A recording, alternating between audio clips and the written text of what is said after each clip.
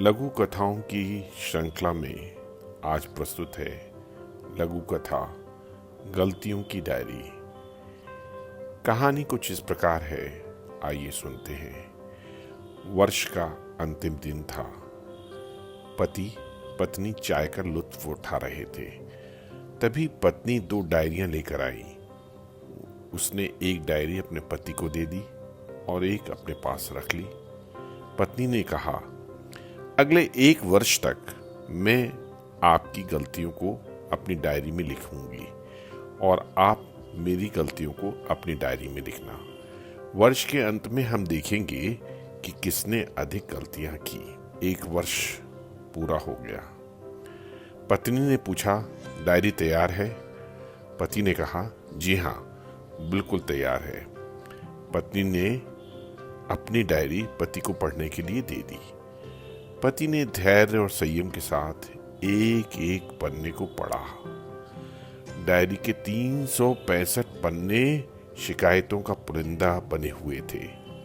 पति डायरी के एक एक पन्ने को पढ़ता रहा और मुस्कुराता रहा। अब नंबर था पति का। पति ने अपनी डायरी पत्नी को दे दी। पत्नी डायरी देखकर अचंभित रह गई। डायरी का हर पन्ना कोरा था। पत्नी ने पति से कहा, यह क्या? आपने तो कुछ लिखा ही नहीं। पति ने धीमे से कहा, अरे सारे पन्ने पलटकर देखो तो सही। पत्नी ने देखा।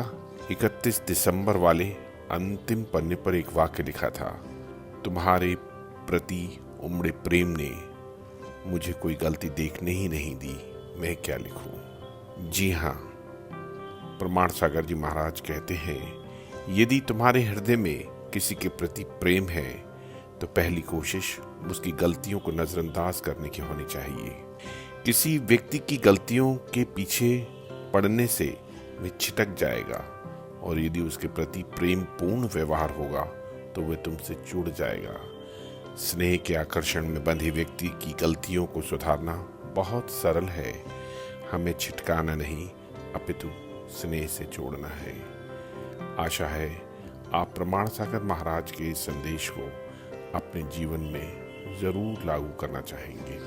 आपका दिन शुभ हो।